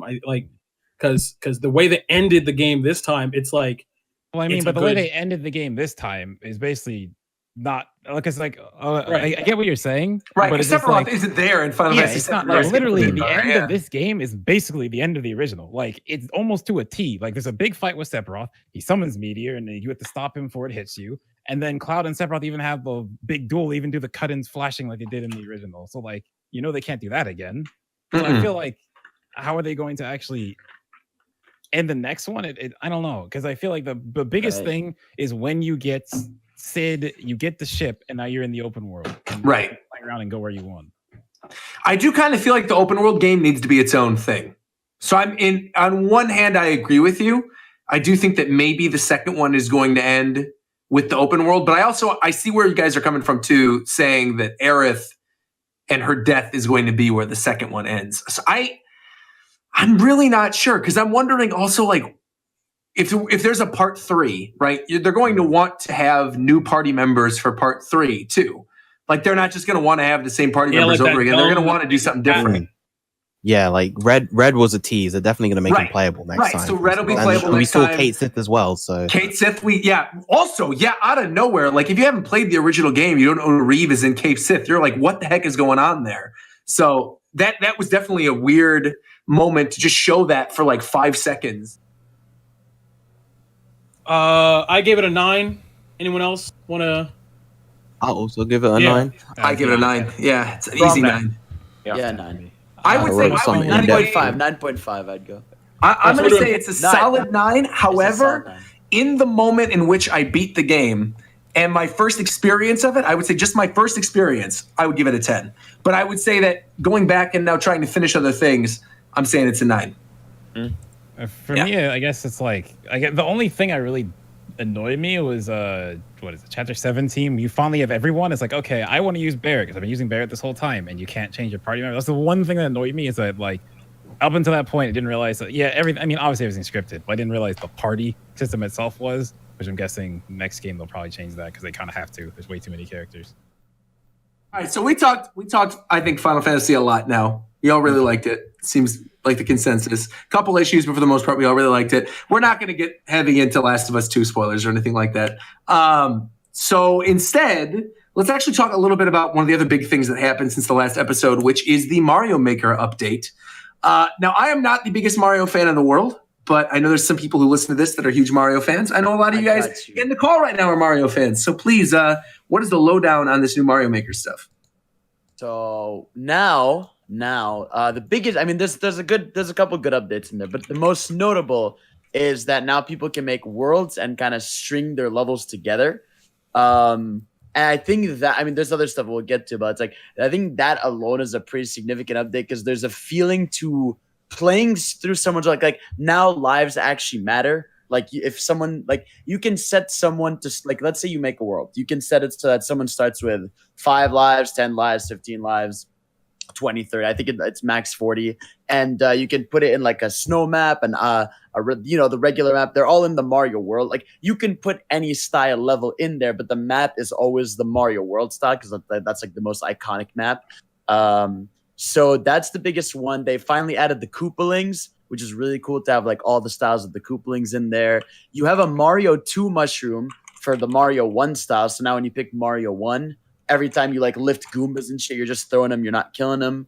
So that's a cool one. There's also, they finally made like 3D World a little more unique. They added like a bullet bill head. They added like a cannon head. They added like the propeller stuff. There's like a bunch more stuff they added to 3D World. But yeah, like there's a lot of cool shit. But I think the best one really is the worlds, because there's a certain feeling to jumping into someone's world and just playing levels in like a sequence, like feel like, because a lot of people in the game have made like technically worlds, like they've made a 1-1, a 1-2, a 1-3, but it's always that thing of like, you play it, you're sent back to the menu, you go pick the next one. So now a lot of those people are like stringing those together.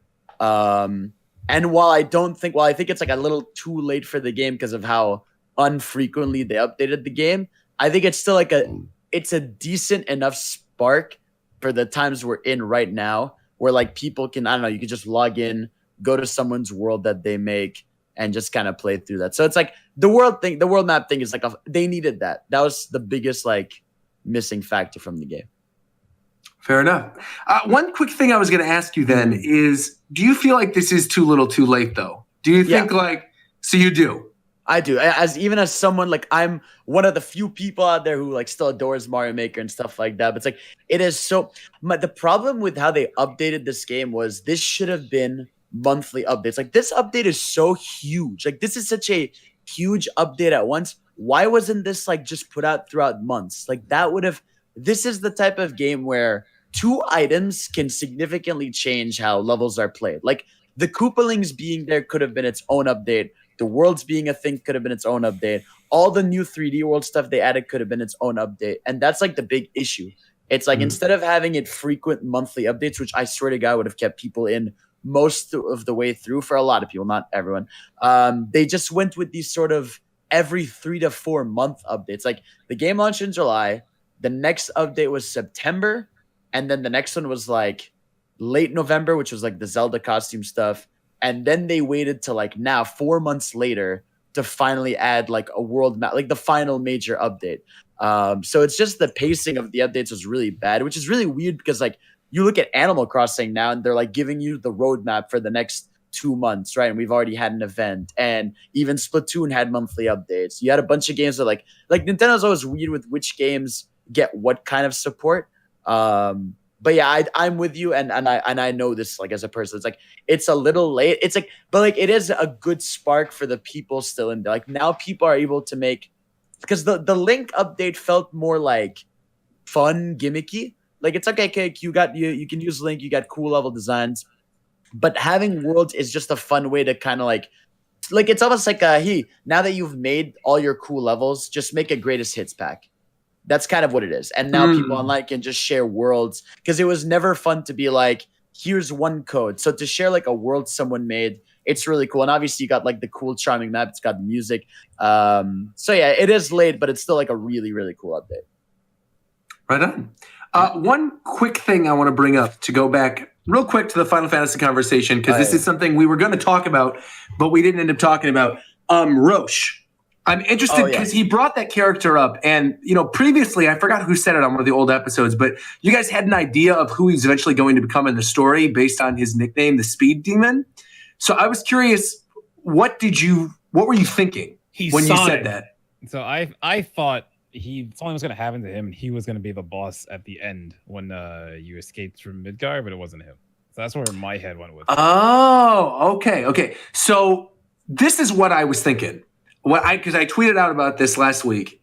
I was on like chapter 8 or 9, and I thought, I think I know who this guy is. And then now, based on the end of Final Fantasy VII Remake, where you see Zack, I'm thinking even more so that this is the case. I think Roche is the Shinra sniper that killed Zack. Oh. That's right. I think he's the guy who killed Zack. And because they mentioned that he's a soldier, they mentioned all his other, why is he so strong, all this other stuff. I think he is somebody that was initially with Shinra, and I think that's how they're going to make him important to the story. I think they're going to have it where he was the one who killed Zack, and that somehow, in this timeline, right, Roche knows that he killed him, and that if Zack somehow converges into this current timeline, and he comes face to face with him, we get that revelation. We'll see. I don't know about that specifically, but I definitely think they'll do something with him since they built him up so much. Yeah. Because he's like this rogue. Because, if they wanted to get rid of him, they could have just killed him off at the end of chapter 4 or whatever. But he's they made this whole rogue soldier third class character. So, and pretty much, I feel like most of if you're going to be a soldier with a face in this series, I mean, I'm not particularly. I haven't played the original either, but I like to look at little bits and pieces of the Final Fantasy VII lore because it's interesting, especially after playing this game. But if you're gonna introduce a character like this, a soldier who has this distinguishable face, like Zack and various others in Crisis Core, obviously you're gonna do something with him. Of course. Any thoughts? I thought you were going somewhere. No, sorry. Not. You were obviously they're going to do something with him. Pause. I don't know. I don't know what exactly they're going to do because I don't know enough about this universe to really come up with a good idea. But I don't know. Something cool. So something I saw in chat which makes sense because even Hojo mentions, I think he says S strand or G strand. So he mentions the Genesis strand from Crisis Core. Right. So they could maybe use Roche to explain that while in the game in some way. Speaking of Hojo, obviously in the game there's that point where he's about to tell Cloud that he wasn't a soldier, and and that like obviously the whispers kind of take him away and interrupt that. Right. Do you think that revelation could still potentially happen in the next game at like an earlier point? I think it's the next game when it would happen. I mean, like Cloud's still learning about everything before he does in the original, essentially. I don't think you care that much about. No. Okay, so it's like eventually Cloud tells the story of when he went to Nibelheim with Sephiroth and what happened. But Tifa was there, and Tifa remembers that what Cloud's telling, it was Zack who was there. That's like the first time in the original you see Zack. Right. And then, so I think they're going to do that scene again, but differently. And they'll probably mess with Cloud in some way. Like, I still think he'll probably have the visions. I thought it was weird before I beat the game, like the flash forward.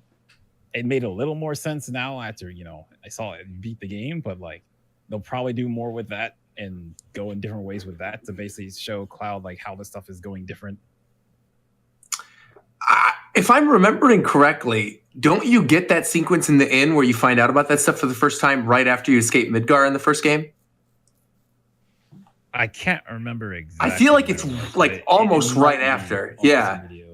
Because that would be a pretty interesting way to kick off the second part. I don't know. Like go back and replay it. Because in the original, they probably don't go into it as much of like Cloud having to deal with the fact that all he's believed at this point is a lie. But in this game, they can do so much with that. With the fact that he's basically everything he knows, like his brain is completely messed up and he thinks he's someone else completely. We're going to have to wait to see. Part 2, man. It's going to be good. Now, I actually want to start a segment that people were asking about in the comment section of the previous episode. And actually, people in today's episode, during the live chat, people are bringing this up as well. And so I feel like this is something that I want to do at the end of every episode moving forward now, because I think it's important. I think it's important that everyone who's in the main cast gets involved in every episode. And so for this segment, I'm going to ask Shofu, what do you want to talk about? Any topic, you get one topic. We go into a full discussion. What is the one thing that you want to discuss?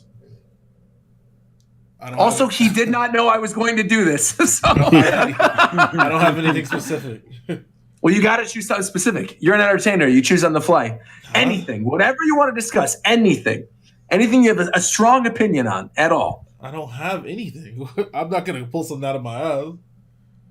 Well, what have you been doing? What have you been doing past couple of days? What have you been playing? It's top secret. Top secret. Okay. You've been playing Smite. Yes, sir. I don't know. What have I been playing? I've been playing a lot of... I played fucking Mario and Sonic at the Olympic Games. Okay. Okay, talk about it. All right. Fill us in on Mario and Sonic. That game fucking sucks. What are you playing then? Again, top secret. I'm not playing it for no reason, but I was trying to plan. I was trying to plan like a, since the Olympics ain't happening this year. Sure. I'm playing like an event around that. But the game is not good enough. It's unfortunate because the game is not solid enough. It's a fun game, but not any game in there is tightened up. It's like everything's so loose and it doesn't really matter what you do. It's a weird game. I wish they focused a little more on some of the games. So what were your favorite aspects of it? Was there anything you actually liked? Rugby's clean. Rugby's pretty cool. Okay, rugby. There you go. Peach is broken. Peach is fucking busted. Like I said, though, if they just focused a little more on the controls and making them tighter, like that game could have a lot of potential. But it's so obvious that they, I don't know. It's just a weird ass game, man. It's really disappointing. Like obvious, they kind of rushed it out. I don't know about rushed it out. Speaking of things getting rushed out, Jump Force is coming to Switch. I don't give a fuck about that. I was just gonna say, like everything Shogo said about that game, you can say about most of the modern Sonic games, unfortunately. But you know what's happening tomorrow? I'm about to box with fucking Ninjala. Ninjala. Yes, sir. Ninjala, let's go. All the I'm streaming tomorrow. Yeah, it's tomorrow. There's 2 betas tomorrow, or there's 2 times tomorrow where you can play. There's So 2 times tomorrow. as somebody, I will say this: as somebody who played Ninjala at Anime Expo like 2 years All right, ago, bro. All right, we get it. You have clout. You know people. We get it, man. Like we get it. Damn it! You hear this guy? I played Ninjala 2 years ago. Man, shut up, man. I want to. He flexes all the time. It's just shit all over us. Like, god damn. I get it. I played it and I enjoyed it. I was looking forward to playing it again. Yeah, I was literally just gonna say, I wasn't even trying to be a flex. I was just gonna say, as somebody who played it, I'm looking forward to it because I really enjoyed the game. We heard nothing else about it. But that's fine. You want to pick on me? You want to say this? It's okay. You're picking on me. Let's talk about anime. The thing is, I feel belittled, to be honest. Shofu, we could have also played it at that same point because it was at the E3 stage floor. But why would we play? Why would we play it? Why would we play it when Smash Ultimate was there? That was the only game I saw. Yeah. Smash was the only game I saw. Exactly. And I was running shit. We went over to TSR, and mostly besides that, we played Smash. I was not running shit, actually, now that I think about it. But I got my medals, though. You got your medals, though. Hold on. Never lost when the medal was on the line. You ain't got a Smash 2018 I remember Mac E3 medal. Don't even speak to us. Mac Ketchum and Vicky Kitty were cheating like shit. So I want to, because I didn't have one the first day. Yep, I remember that. I want to bring this up though, because Shofu, you know, what are you always calling us? What are you always calling us on the show? You're calling us liars all the time. You're calling us liars. I don't think I do that. And you said you're lying. You call us liars. You do, because I'm seeing JV Tempest in the chat says, Shofu, I definitely asked if you were going to play Ninjala, and you said that you've never heard of it before. But when did you? There's not enough context in that sentence for me to take that. So seriously. JV Tempest, I ask you before Shofu takes this seriously, please give us context for when you brought that up. I need a when, I need a where, I need a what was I doing at the time? Was I even alive? Like, what's happening? I need a who are you? Yeah, who the fuck even is that guy? So by the next episode, that's what I mean. Fuck all. I fuck everything else. Who is that? We'll have played Ninjala by the next episode. So I'm going to ask you again this, because you didn't bring this up, but I know you've been watching something. What anime have you been watching? Oh, you talking about dick ass Tower of Simps? Tower of Simps? So please explain your thoughts on Tower of Simp, as you call it. Please, why do you call it that? Why don't you enjoy it? I'm just waiting for some shit to happen. It's been 4 episodes, and I'd say like 1.5 episodes. Something actually happened in that show. There's a lot of very slow building. There's only 13 episodes in the season. When are we gonna get somewhere? Tower of Trash. Why did they gas the anime so much? I mean, the manhwa must be decent, but well, yeah, everyone says the manhwa was really good. As of right now, I'm not fucking with that shit. But I'm still. I will tell you. If they make Solo Leveling into an anime, bro, you're gonna love this. You're gonna love it.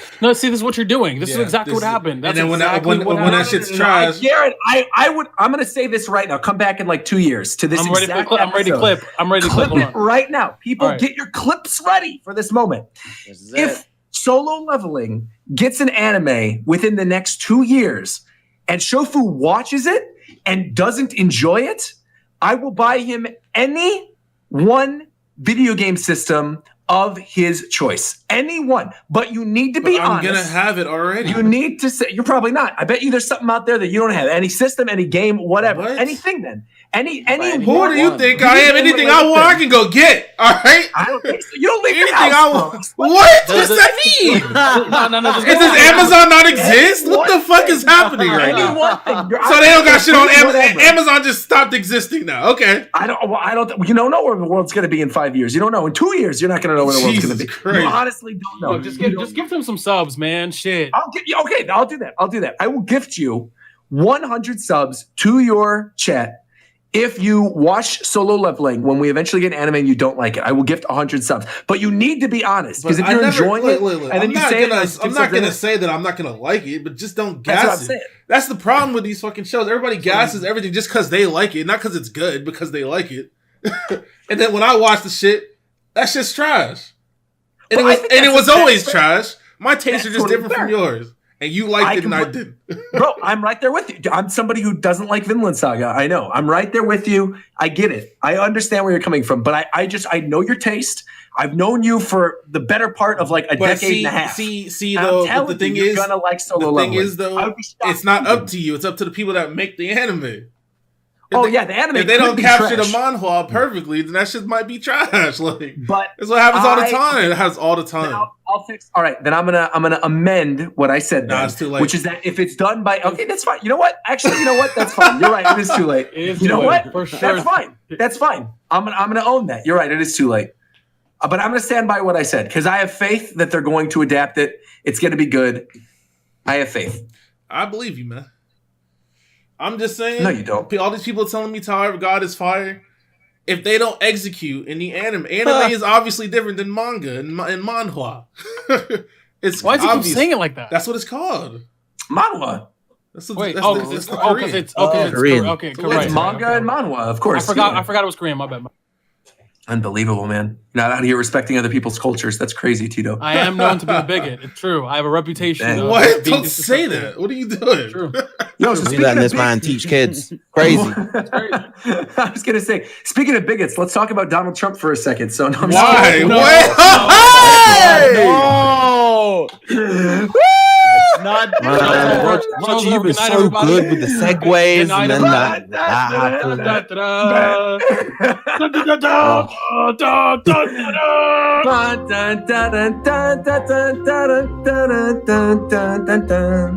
Okay. Anyway, got him. Anything else you guys want to talk about before we? Not after that. Okay, that's fair. All right, just don't inject your blood with bleach, man. That's not going to kill the coronavirus. Did you see that in Maryland, the governor had to be like, "Hey, everybody needs to stop drinking this damn bleach." I know, that's actually unbelievable. That's unbelievable to me. Welcome to Maryland, bro. That's stupid. Yeah, it's a natural selection at its. I'm about it. You're not wrong. You're not wrong. Anything else about Smash Bros, or can we just spoil The Last of Us 2? Yeah, let's go ahead and do that. Let's spoil it. All right, so let me read you all of it. All right, so you play the first half of the game as I'm just reading the shit. I don't know this by heart. You play the first half of the game as Ellie, and the second half as Abby. I don't know what that is, but some girl we saw in a trailer. It's probably the girl she's making out with, right? Yeah, no, that's the girl she's making out with dies. I forgot about that weird ass shit. That shit was weird as fuck in that fucking. The girl that she had sex with is pregnant, and they're trying to start a family. Joel dies by the other girl that hates the girl she slept with.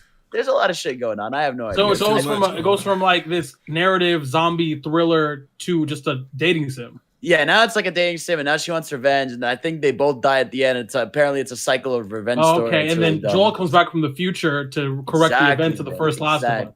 Okay. Ending is a cycle of revenge with the loose implication Ellie's friends will. I don't care. No one cares. I can't even bother reading this shit. All right, then Ninjala tomorrow, just know, when I'm in the lobby, no one's winning. Now, what time are the right now, sir? I'm glad you asked. Let's read it out. Yeah, PDT, which is West Coast time. It'll be from. First off, hold on. You don't need to clarify. That's the only time that exists. That's fine. East Coast is canon time. Anyway, so it'll be from noon to 1. It's 3 1-hour gaps. This shit trash, by the way. Like, let's not glaze over the fact that this shit is dick on the ground. The Ninjala being 3 separate 1-hour blocks. Like, what are we doing? We haven't even played the game yet. I know. Because the thing is, my mentality is that that shit not going to be working the first time. Like, well, that's why I'm not going to do that one. I'm going to play the one. That's just not even an hour. It's 59 minutes. It's 59 minutes. Oh my god! It's okay. So 12 to that's actually tragic. If I end up liking the game, I can only play for an hour at a time. That's fucking whack. Yeah, well, the game. First off, the game is free to play, and I think it's coming out next month anyway, right? Yeah, it's May 29th. I think it's the same day as Xenoblade. Yeah. So you get to test it out a little bit and then play it. You're good. 12 to 12:59 on tomorrow, the 28th. This is all PDT. Yeah. West Coast time. Then it's going to be 8 to 9.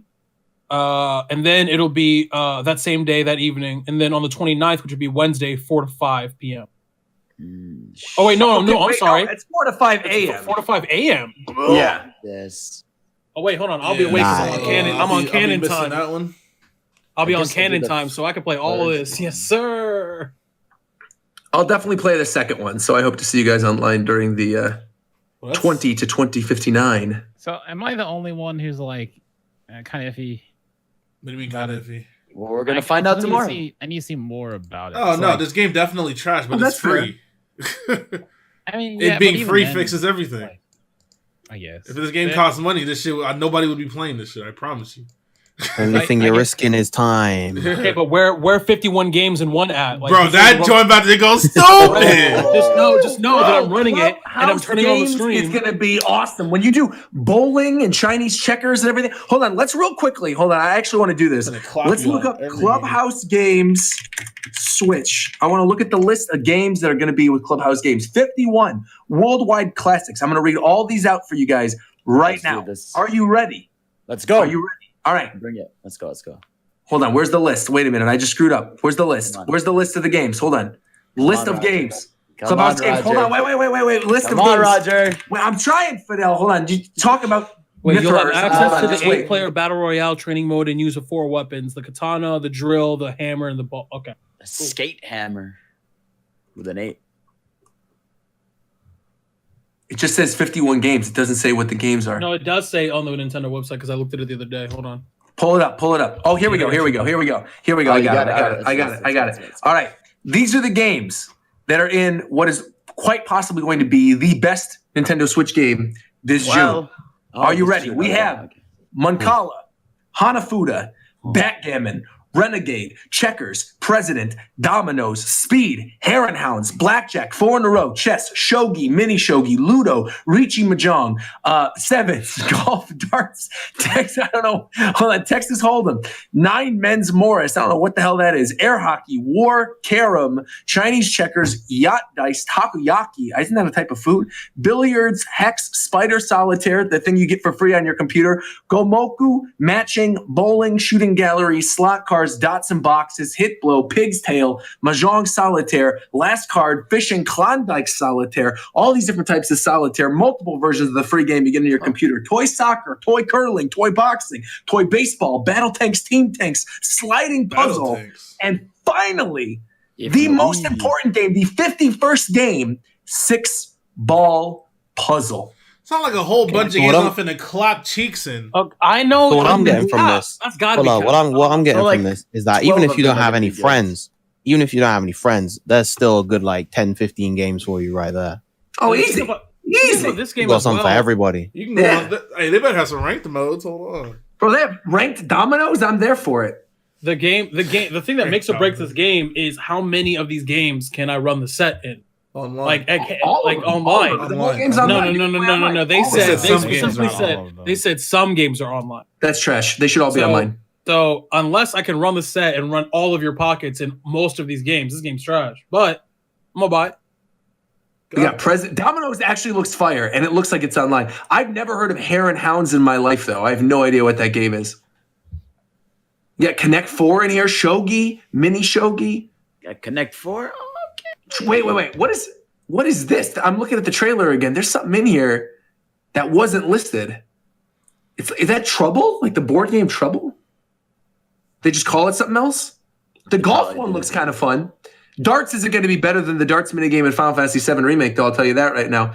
Chinese Checkers. Whoa. What is this? Hold on. There's a lot of stuff in this trailer. Can we go at half speed or something? Wait, they're flying through way too much of this. It looks like most of them are online. Yeah. Chess looks cool. Sure. I count like over 40 here. How do you know? Because you can see it in the video. They're playing against each other, and it shows their Nintendo Network IDs. They got Ludo. Just know you're getting your pockets ran. Like Tito, you're not good at any game. That's got to be cap. What? That's got to be cap. Name one game you good at. Every time I name one, you're like, that doesn't count. Name one game you good at. I'm good at damn near every TCG I play. TCG? What TCGs do you play? So you good at Games of Chance. See what he just did? You see how I called him? He does the same thing every time. So what is a trading game not a trading card game not a game of chance? Is it not a game? Yeah, look at you. I don't know. Look at you. How much money you made playing these games? So hate nuts. You ain't got no feats. You ain't got no fucking battle scars or medals in the field. You ain't got nothing. That's cap. That's cap. You ain't got no trophies. You ain't got no belts. You ain't got no medals. You ain't got nothing. No badges. You can't beat me though. So who the fuck is you? Beat you in what? Hey, bro. Don't. All right. Who the fuck you think I am? I don't know who you think you are talking to me like this. Bro, I'm me. Who the fuck is you? Who the fuck is you, bro? Who the fuck is you? Look, bro, you trying to think you could put me on when you can't even put fucking clean sheets on your bed. Bro, what do you mean I can't put clean sheets on my bed? You can't even put clean food on your table for your son. Food. He's hungry. Bro, look, you're fat. You're fat. Bro, you be smoking cigarettes. If you're gonna do the bit, you gotta go with something other than clean food on the table for your son. No, the exact same joke at the end of the last episode. The exact same one. You gotta come up with a new clap next. You don't even put on clean underwear, Roger. What are you talking about? You're not talking. You gotta put clothes on your back. What are you talking about? What is it? You put balls on my back. What the fuck are you talking about? Balls on my back. Roger? Who's got balls? Roger? Who's on first, man? Yikes. No, all I'm saying is... No. No, I'm saying...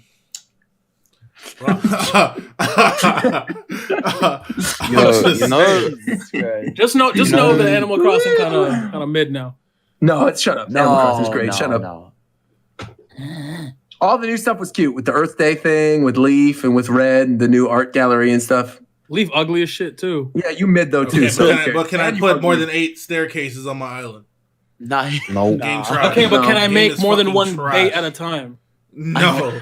Game is fucking trash. Right, can I fill more than one goddamn square when I'm fucking terraforming? Nah, bro. Game is fucking dog shit.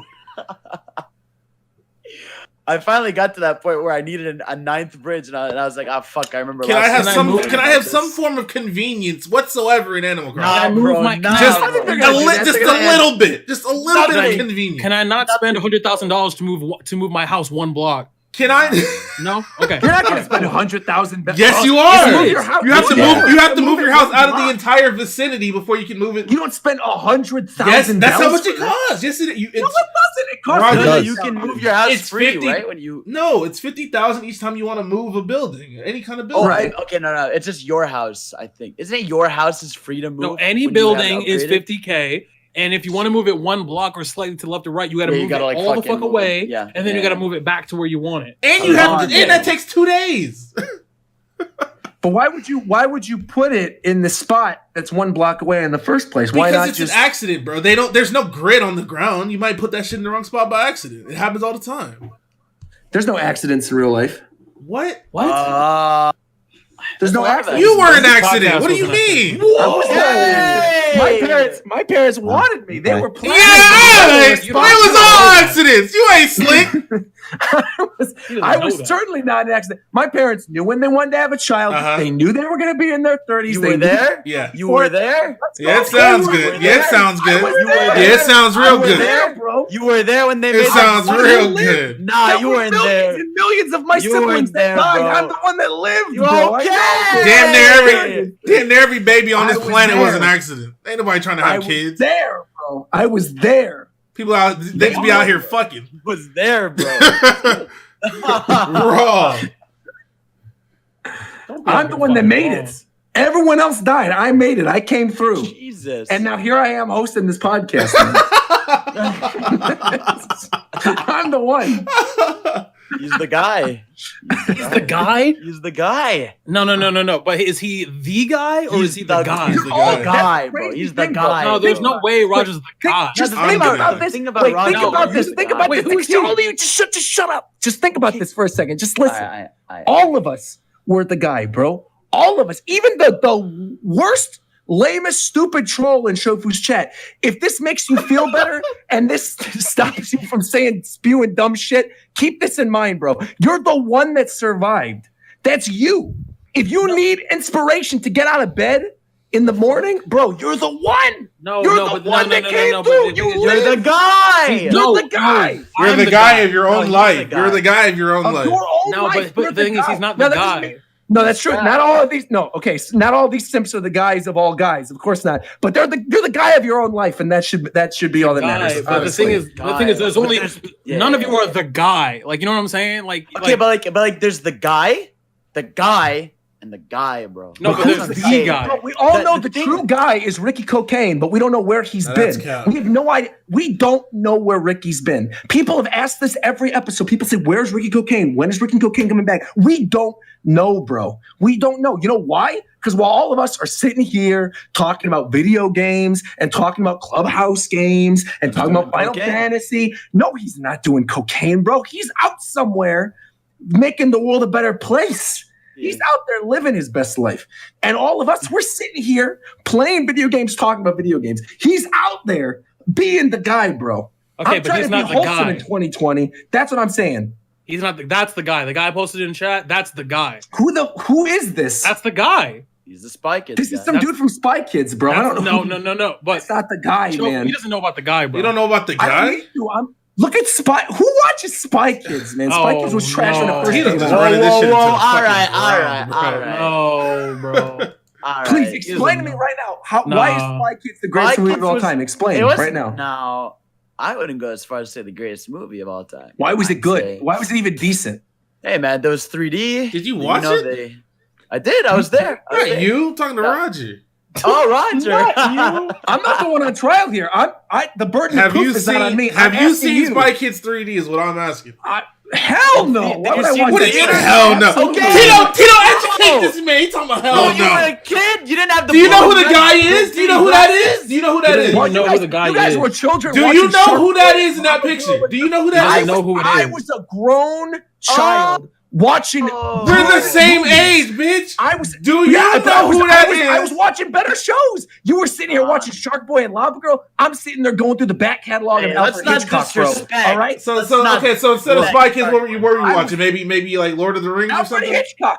Lord of the Rings. Ugh, get that out of here. No. Okay, that was a good try. That was a good. No. I'm trying to get it. Roger. The reason why he said that is because Duncan, we talking about, he was saying the exact same thing you're saying. He was like, I was watching movies with real actors, like fucking the Lord of the Rings, and I said, like, really interesting, bro. Lord of the Rings. Hold on. He said, yo, like, I was like, Lord of the Rings. He was like, yeah, like Lord of the Rings. I'm like, who's the lead guy in that movie? He was like, Elijah Wood. I was like, oh, you mean the guy who's playing the guy? That's the guy. That's him right there in the picture. Right there. Like, what? Y'all crazy. Okay, listen to this. You never seen Danny Trejo, Steve Buscemi, George Clooney, Elijah Wood, James Paxton, like Sylvester Stallone. And, like, what are we talking about? They were all in Spy Kids, bro. And you talking about I didn't watch that. I just can't, bro. Spy Kids 3D was legendary. Are you kidding? That was one of the first 3D movies they put in theaters. Like, with the young blue and red glasses, bro. Actual 3D, bro. Like an actual 3D educated. movie, yeah. Just. But there was plenty of actual 3D movies. No. Stop it, Rod. What do you mean stop it? When I grew up, here's what's going on. You guys were sitting watching Spy Kids. I was going to the Omnimax at the Museum of Science and Industry. We get it. You're 3D. Flexing. You have money. It's not flexing. It's free to go to the museum. It's not. It's literally. You had a beneficial school. Your school took you to museums. It's not a school. I went with my parents. I went with my parents to go to the museum, and it was free. Just like you guys went to the theater with your parents or your friends or whatever. So at the same level, bro, it was free. Yeah. I think I remember my school did a trip to the Smithsonian. We saw the body exhibit when it was there. That was weird. It's a weird flex. Attack on Titan's really good right now. You mentioned the muscles and stuff. Attack on Titan's really good. I'm waiting for that season to come back and end. This season, this part of anime, well, not part. This season, yeah, well, whatever. This season of anime sucks. It's garbage. There's really not a lot. Not a lot. It's like Jessica left here. It's like the only thing I'm looking forward to. Last season was trash too. Gleipnir? You're watching that shit? What the heck is Gleipnir? That shit weird. Where do you guys find out like what's going on during this anime season? Watching every anime and he tells me what's hot. There's websites that have all the shows that are coming out this season. Oh, wait a minute. Wait a minute. I got something I want to talk about. I don't know if you guys have seen it, though. I don't know if you're real. You guys are watching Spy Kids, so I don't know if you'd watch what I was about to say. What does that mean? I'm going to test you guys out right now. Hold on. What the Just fuck? wait. Nah, Let son. me explain. Nah, wait. Son. Nah. You're crazy. I'm going to say one thing. Do you know who Legoshi is? That's it. That's all I'm going to ask. Do you know who Legoshi is? Yeah. Yeah, we've been on that train. You behind, bro. I caught up, and I'm happy that I have. That show is fire. I'm talking about Beastars.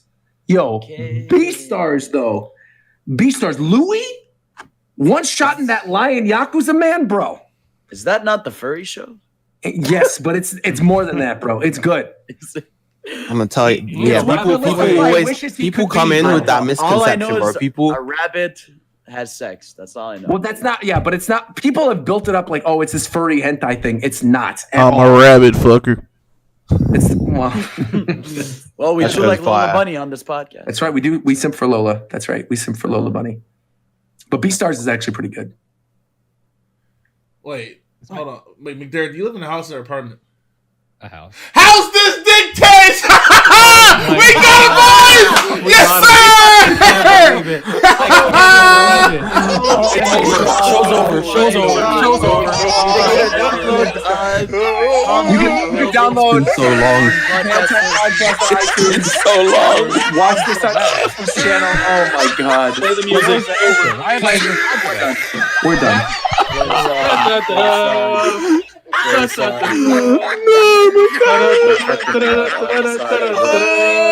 He tried it. Wait, Roger's actually just gone. He actually just left. You got him. That's crazy. McDareth, I thought that's crazy. I thought it was a genuine question for a second. But why would he ever ask that randomly with no context? He also knows the answers. I don't know why I didn't get it. I hate Shofu so much. Oh god, I hate Shofu. The show's over. We leaving. Oh, I hate him. Wait, Kaguya-sama, nice. That's a good show. I gotta watch that joint. Okay, it's funny. I've seen it, but I didn't really check it out yet. Oh hi, can I add an amendment to my last statement? No, no. Yeah. Go for it. Okay, who is? Everything's so creepy. What? I'm just gonna leave. I'm gonna raid Matt. Huh? Oh. Okay. Well,